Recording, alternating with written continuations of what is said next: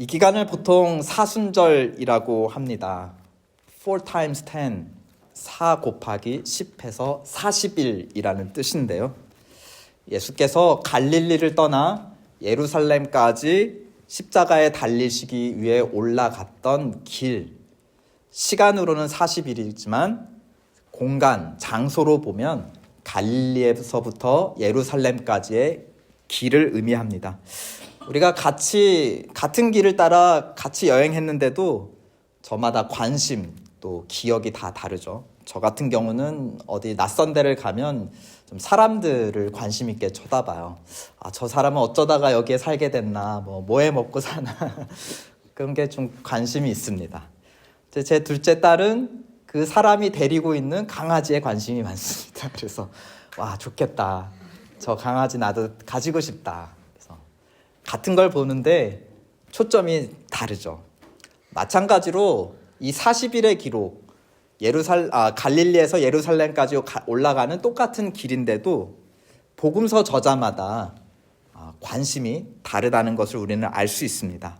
마태복음 같은 경우는 하나님의 말씀에 순종하는 참 이스라엘, 우리 구약 역사를 보면 이스라엘이 참 말을 안 들었잖아요.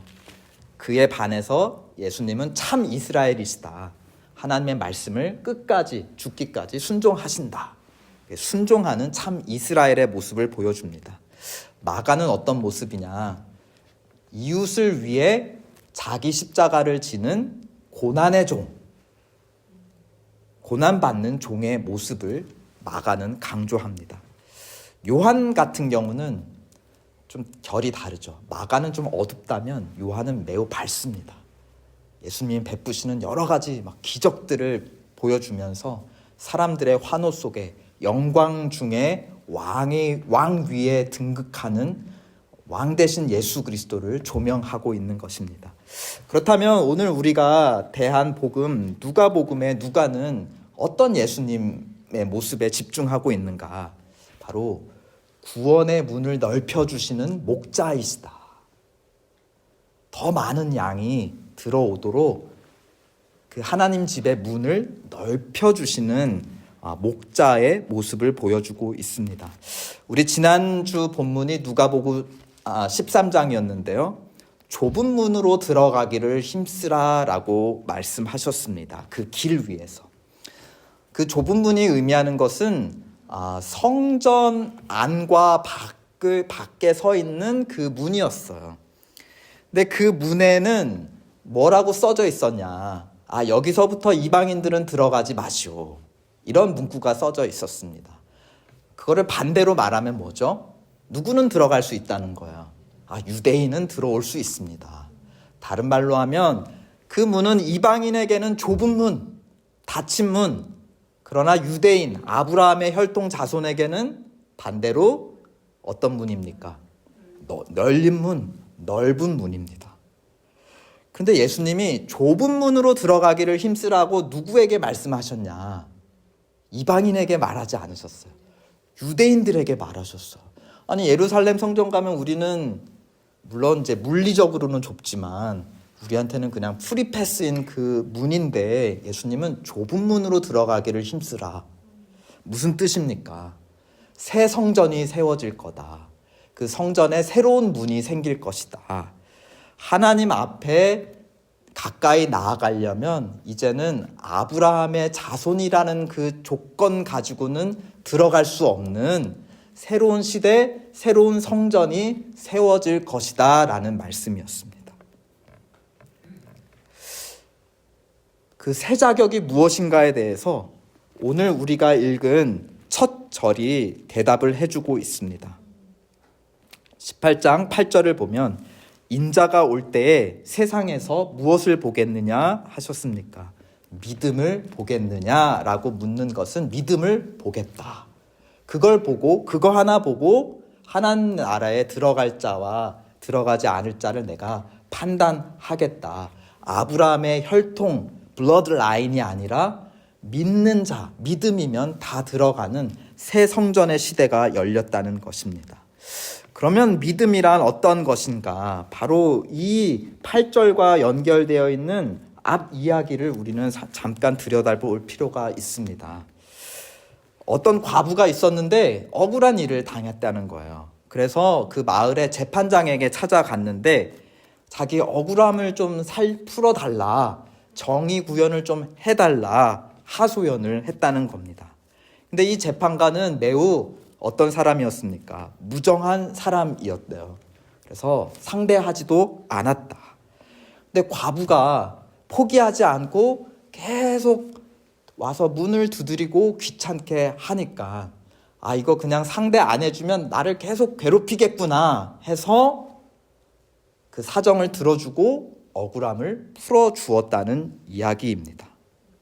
그러면서 하시는 말씀이 그렇게 무정한 이 세상의 재판관도 그렇게 계속 간절히 간구하면 사정을 들어주거늘 하물며 사랑이 많으신 하나님께서 우리의 기도를 듣고 속히 그 억울함을 풀어주시지 않겠느냐 하시는 것이 앞의 이야기의 결론이었습니다.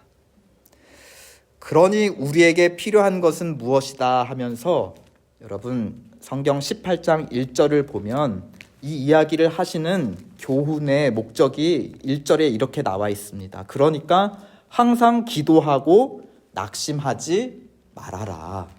하나님께서 들으시고 속히 억울함을 풀어주신다. 자, 이런 이야기를 들었을 때 우리 마음에 어떤 생각이 들까요? 어떻게 기도해야 되겠다? 열심히 낙심하지 말고 포기하지 말고 열심히 기도하자 하면서 우리의 관심이 어디에 쏠리게 될까요? 항상 열심히 기도하자에 쏠리게 됩니다. 그런데 그것을 뒤집는 것이 8절이에요. 내가 속히 그 원한을 풀어주리라. 그러나 이 세상에서 그 원한이 풀어지지 않을지라도 마침내 예수 그리스도 인자께서 이 세상에 올 때는 반드시 모든 불의를 풀어 바르게 해주실 것이다. 그것을 믿는지 믿음을 보겠다. 그러니까 이 기도의 초점이 항상 열심히에만 있는 것이 아니라 그보다 더 왜 열심히 할 수밖에 없는가? 왜 지치지 않고 낙심하지 않고 끝까지 할 수 있는가? 내가 죽기까지 해결되지 않은 문제가 있더라도 예수님이 오시면 이것마저 다 해결될 거라는 그 믿음으로 내가 끝까지 기도할 수 있는가? 그 비밀은 무엇입니까? 믿음을 보겠느냐? 하나님은 속히, 그러나 속히가 아니라면 반드시 너의 억울함을 풀어주실 것이다 라는 그 믿음을 요구한다라는 것입니다. 그도 그럴 것이 오늘 우리가 읽은 또 두 번째 이야기, 요 18장에서는 이제 두 번째 이야기죠. 두 번째 이야기에 보면 기도를 열심히 하는 사람이 등장해요. 그렇죠? 우리가 관심 있는 기도를 정말 열심히 하는 한 사람이 등장하는데요. 얼마나 열심히 하는가? 12절에 보니까 나는 일주일에 2번씩 금식한다. 그래서 이 모세율법에 보면 모든 이스라엘 백성에게 1년에 한 번 금식할 것을 요구합니다. 대속죄일이라고 하는 그 제사장부터 해서 모든 사람들, 모든 이스라엘의 죄를 다 하나님 앞에 가지고 나오는 욤키푸르라고 하는 대속죄일에 모두 다 금식할 것을 기록된 율법에서 한 번 요구하고 있습니다. 근데 이 사람은 지금 몇 번씩 금식하는 것입니까? 1년에 한 번 이상이죠. 일주일에 2번이에요. 금식한다는 것은 기도한다는 뜻이에요. 먹지 않으면서 하나님께 간절히 기도한다는 것입니다. 그러니까 금식 기도 외에 금식하지 않는 기도도 많이 한다는 것을 우리는 상상해 볼 수가 있습니다. 남들 1년에 한 번 금식할 때 이 사람은 일주일에 2번씩 금식 기도하는 사람이다. 기도에 매우 열심히 있는 사람입니다. 또 11조도 남들보다 열심히 지킨다고 합니다. 어디서 알 수 있냐? 우리 한국 번역에서는 소득의 11조를 드리나이다 했습니다. 근데 레위기 27장에 보면 1년에 한 번 11조를 바치라고 해요. 근데 어떻게 바치냐? 뭐 중에서 바치냐? 그 1년 동안 키운 가축대, 소, 양 이런 가축대를 지나가게 하면서 10번째마다 불러내서 하나님께 1년에 한 번 11조를 바치라고 합니다. 근데 우리 한글 성경에는 이 바리새인이 소득의 11조를 드리나이다 했는데요. 사실 원어로 보면 모든 소득의 11조를 드린다라고 했습니다. 뭐예요? 레위기 율법에서는 가축 중에서 11조를 드려라 했는데 이 사람은 나는 가축 이상의 것을 더 11조를 드릴 거야. 야채도 11조를 드릴 거야. 추수한 곡식에서도 11조를 드릴 거야. 뭐예요? 기도도 남들보다 더 열심히 하고 11조도 남들보다 더 열심히 하는 그런 사람이었습니다. 그래서 이 사람이 기도하는 장소를 보면 10절에 두 사람이 기도해서 성전에 올라갔는데 이 사람이 어디 섰냐? 11절에 보면 다른 사람과 따로 기도했다 하였습니다. 아까 좁은 문에 들어가라 했는데 이 사람은 좁은 문을 아주 넓게 당당하게 통과했겠죠. 성전 안으로 들어온 누구예요? 이방인일까요? 유대인일까요? 유대인이에요. 아브라함의 자손이에요. 좁은 문을 아주 그냥 당당하게 했어요. 성전 안으로 들어와서 유대인들이 서 있는 그 뜰에 왔어요. 근데 그 중에서도 다른 사람들과 따로 서서 기도했다 했어요. 어디에 따로 섰을까요? 옆에 구석에 따로 섰을까요? 그 사람들 보라는 듯이 다 훑고 지나가면서 맨 앞에 섰을 것 같아요. 이 당시에 유대인들은 이렇게 서가지고 손을 하늘로 들어서 눈을 들어서 이렇게 하나님께 기도했다고 합니다. 근데 이 사람이 기도한 거 보니까 하나님만 바라보고 기도하지 않은 것 같아요. 누구도 좀 돌아보는 것 같냐? 11절을 보니까 하나님이여 나는 다른 사람들 곧 토색, 빼앗은 강도, 불의, 간음을 하는 자들과 같지 않고 또 자기하고 같이 들어온 것 같은 저 세리와도 같지 아니함을 감사하나이다. 하나님만 바라보고 기도한 게 아니라 기도하다가 좀 누굴 본 것 같습니까? 뒤를 돌아보면서 자기 뒤에 서 있는 저 그만한 사람들 혹은 자기가 앞으로 걸어 나오면서 훑어봤던 그 사람들, 그에게 성전 문은 좁은 문이 아니라 아주 넓은 문이었던 것 같습니다. 그런데 14절을 보면 예수님께서 놀라운 선언을 하고 계시죠. 그 바리새인이 아니고 그 사람이 무시했던 다른 사람, 이 사람 세리가 의롭다 하심을 받고 그의 집으로 내려갔느니라. 그러니까 이 바리새인은 옛 성전문은 넓게 통과를 했을지는 몰라도 예수님이 말씀하시는 새로운 하나님의 집에서는 어떻다는 겁니까? 의롭지 못해서 그는 통과하지 못했다. 그에게 좁은 문이 된다. 하나님이 그를 환영하지 않으셨다. 자기의 집 안으로, 임재 안으로 그 사람 들어오도록 허락하지 않으셨다. 지금 옛 성전과 새 성전이 너무 비교가 되죠. 옛 성전에서는 넓게 당당하게 맨 앞에 들어갔는데 예수님이 말씀하시는 새 성전에 이 사람은 들어오지 못한다. 대신 누가 들어올 수 있었느냐? 세리라는 사람이 들어올 수 있었다라는 것입니다. 다른 말로 하면 금식까지 하며 열심히 기도했지만서도 믿음이 없다면 의롭지 못하다. 하나님의 새 성전에 들어오지 못하다. 그러면 그 믿음이란 게 도대체 또 뭔가? 우리는 의롭다라고 선언받은 이 세리를 우리는 주목해 봐야 그 대답을 알 수 있을 것입니다. 이 사람, 우리 세리라는 사람은 우리가 잘 알고 있죠. 우리 유대인들에게 세금을 걷어서 누구에게 바치는 사람입니까? 로마인들에게 바치는 사람. 우리 일제 시대 때로 따지면 일제의 앞잡이 같은 우리 민족 사람들의 세금을 걷어다가 일본 사람에게 바치는 그런 사람들이 세리였습니다. 그래서 그 바리새인이 비난했듯이 토색, 불의, 간음을 하는 자들과 같은 죄인으로 여겨졌죠. 토색, 강도질, 불의 혹은 재판관이 뇌물 받고 불의로 판단해 주는 것, 혹은 간음, 남의 여자를 어떻게 하는 겁니까? 빼앗는 것. 이거 다 공통점이 뭐죠? 빼앗는 겁니다. 강도, 남의 물건을 빼앗아요.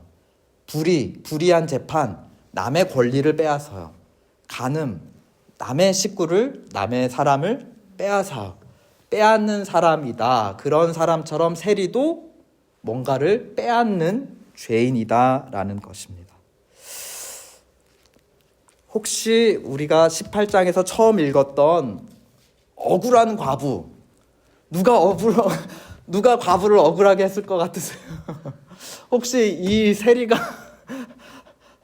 진짜 아무것도 먹을 것도 오늘 하루 먹을 것도 없는 이 과부한테 찾아가서 그 없는 살림 세간마저 뺏어서 로마 정부에다가 바쳐서 억울하다고 재판관에게 찾아가게 만든 혹시 그 원인 제공자는 아니었을까요?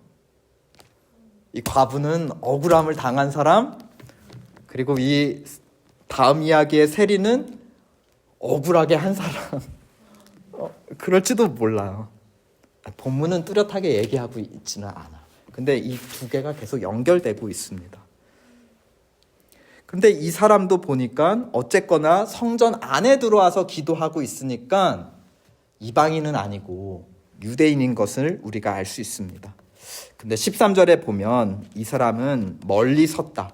아까 앞에 바리새인과 대비돼서 그 사람처럼 따로 섰지만 뭔가 멀리 섰다라는 것은 그 사람과 반대로 어디에 섰을까요? 뒤에 섰다라는 의미입니다. 바리새인이 먼저 된 자라면, 앞에 나간 먼저 된 자라면 이 세리는 나중에 된 자라고 말할 수 있겠죠. 그는 이렇게 기도합니다. 감히 눈을 들어 하늘을 쳐다보지도 못하고. 그러니까 주변 사람들도 보지 못했겠죠. 아까 바리새인은 하늘도 보고 주변 사람들도 보면서 그 중에 자기를 높였지만 이 사람은 하나님도 보지 못했기 때문에 주변 사람들을 볼 면목도 없었던 것 같아요. 그러면서 다만 가슴을 치며 이르되 하나님이여 불쌍히 여기소서 나는 죄인이로소이다 하고 고백했습니다. 여기서 우리는 어떤 믿음을 발견할 수 있을까요? 불쌍히 여기소서. 불쌍히 여겨 달라면 불쌍히 여겨 주시리라는 믿음이 아니었을까 싶은 것입니다. 14절에 보면 무릇 자기를 높이는 자는 낮아지고 낮추는 자는 높아지리라. 낮춘 자를 하나님께서 높여주시리라는 믿음이 아니었을까요? 또 지금처럼 맨 꼴찌로 맨 뒤에 나중된 자를 먼저 되게 하시리라는 그 믿음을 가지고 있다는 말이 아닐까 싶습니다. 이 믿음이 무엇인가? 하나님 나라의 넓은 문으로 들어갈 수 있는 새로운 자격, 믿음이란 것이 과연 무엇인가? 이 믿음의 결정체를 세 번째 이야기가 우리에게 비로소 밝히 직접적으로 보여주고 있는 것 같습니다. 우리 16절 한번 다 함께 읽어보실까요? 마지막 절 시작. 예수께서 그 어린 아이들을 불러 가까이 하시고 이르시되 어린아이들이 내게 오는 것을 용납하고 금하지 말라. 하나님의 나라가 이런 자의 것이니라. 누가 들어갈 수 있냐? 어린아이가 들어갈 수 있다. 어린아이야말로 새로운 조건인 믿음에 합당한 바로 결정체다 라고 결론을 내어주는 것 같습니다. 어린아이라는 점에서 우리가 읽은 본문의 두 사람을 좀 다시 재조명해 보면 이런 것 같아요. 바리새인은 어떤 사람이었을까요? 모든 걸 너무 스스로 잘하는 진짜 어른 중에 어르신. 맨 앞에 상전에 앉으셔도 다른 사람들이 뭐라고 태클을 걸 수 없는 진짜 모든 걸 잘하시는 어른. 잘해도 너무 잘하는. 1년에 한 번만 금식해도 돼 하는데 막 일주일에 2번씩 하고, 가축대 중에서 11조 1년에 한 번 바치면 돼 하는데 모든 소득에서 11조를 바치는 너무 큰 어르신이에요.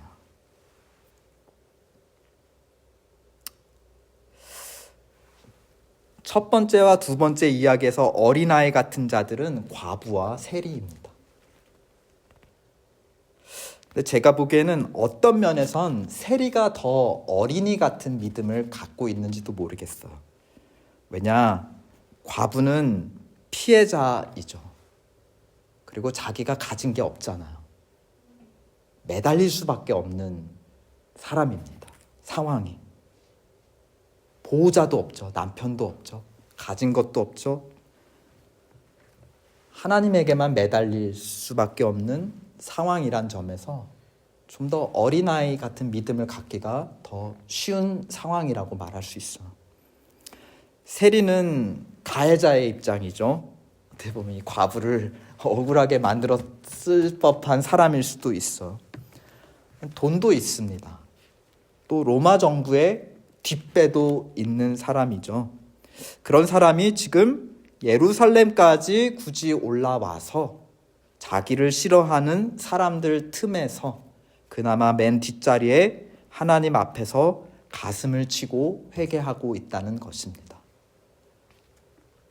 그러니까 자기를 보호해주고 둘러줄 다른 수단이 있음에도 불구하고 하나님 앞에까지 나와서, 성전까지 나와서 회개를 했다는 것입니다. 요즘 넷플릭스 드라마 폭삭 소가수다를 혹시 보시는 분들 계세요? 이제 그 여주인공이 어린 나이에 이제 하나 남아있던 엄마마저 이제 잃어버리잖아요. 그래서 그 어머니가 마지막으로 그 외동딸 애순이에게 이렇게 얘기합니다. 애순아, 어차피 사람은 다 결국 고아로 살게 돼. 부모 다 먼저 죽어도 자식은 사라져. 그쵸? 우리가 다 고아가 되죠. 부모님이 이제 떠나시면 다 고아가 돼요. 근데 사실 부모님이 살아 계실 때도 우리는 고아처럼 살기 시작했어요.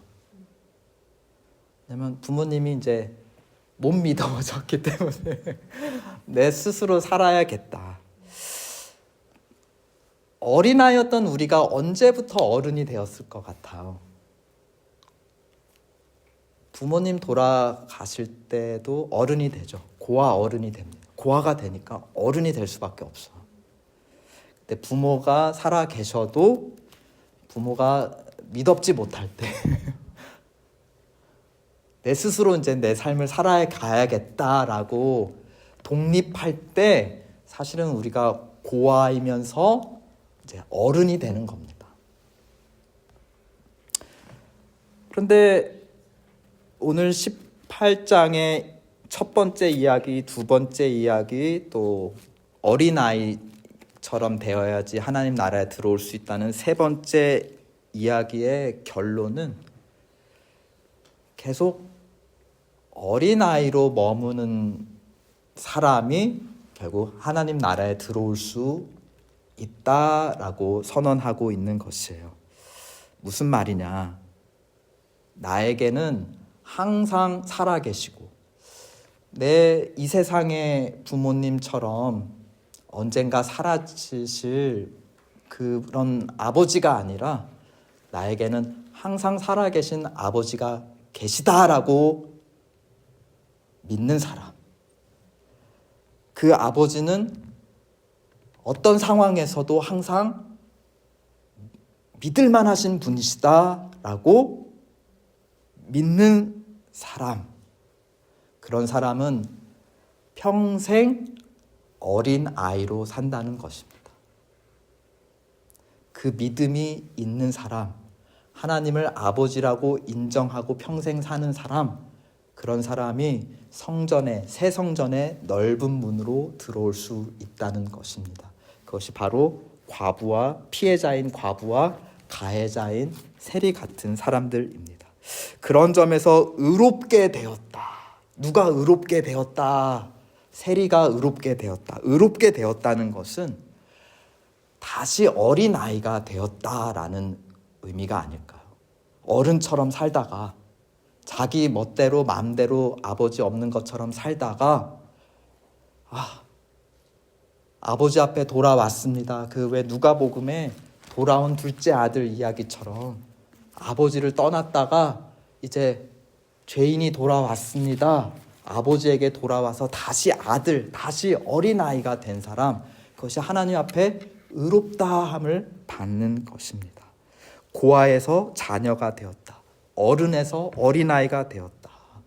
한마디로 하나님을 아버지라고 인정하게 되었다. 여러분, 우리 뒤에 누가복음 23장에 보면 이 세리 같은 자들이 여러 무리가 등장을 합니다. 우리 그 스크린에도 그 말씀을 한번 같이 읽어보실까요? 누가복음 23장 48절 말씀인데요. 시작. 이를 구경하러 모인 무리도 그 된 일을 보고 다 가슴을 치며 돌아가고. 세리하고 어떤 게 비슷합니까?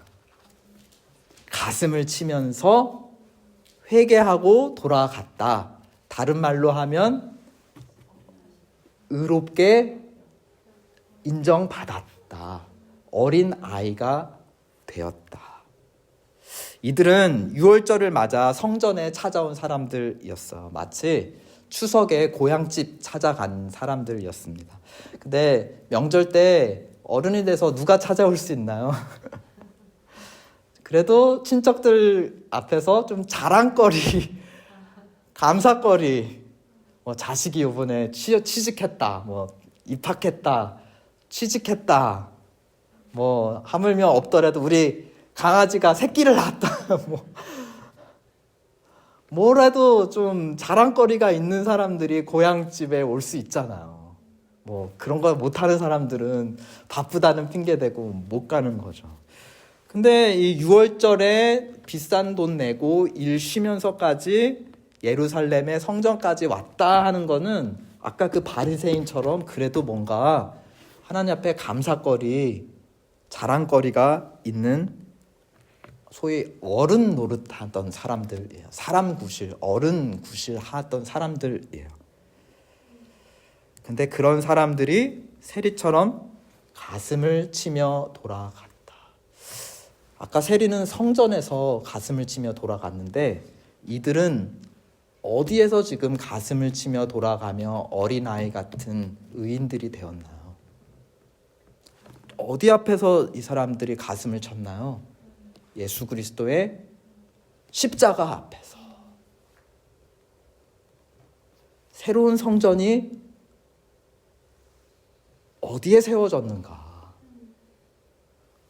어른처럼 살아가야 하는 힘겨운 우리에게 어린아이로 돌아갈 수 있는 그 자유함, 어린아이처럼 울 수 있는 그 소프트한 하트, 그것이 어디에서 주어졌는가? 바로 예수 그리스도의 십자가인 것입니다. 그러니까 십자가는 어른처럼 살아가는 우리 고아들을 다시 어린아이로 변화시키시는 하나님의 넓으신 사랑. 바리새인 같던 우리를 세리같이 가슴치게 만드는 하나님의 사랑이 새로운 성전 예수 그리스도의 십자가라는 것입니다. 하나님은 그러한 분이시다라는 것을 믿고 자랑할 거리가 없음에도 불구하고 그 십자가 앞으로 나아가는 사람이 하나님의 자녀이고 의인이다라고 오늘 말씀을 통해 선포하고 있습니다. 하나님의 나라는 세리 같은 가해자도 과부 같은 피해자도 십자가에 못 박은 가해자도 십자가에 못 박힌 피해자도 다 하나님 아버지께서 품으시는 정말 이런 자식 저런 자식도 다 있고 그런 자식들이 함께 어우러지는 천국의 가정, 그것이 바로 하나님의 나라인 것입니다. 그런 점에서 하나님의 나라는 어른들의 나라가 아니라 어린 아이들의 나라인 것입니다. 아멘.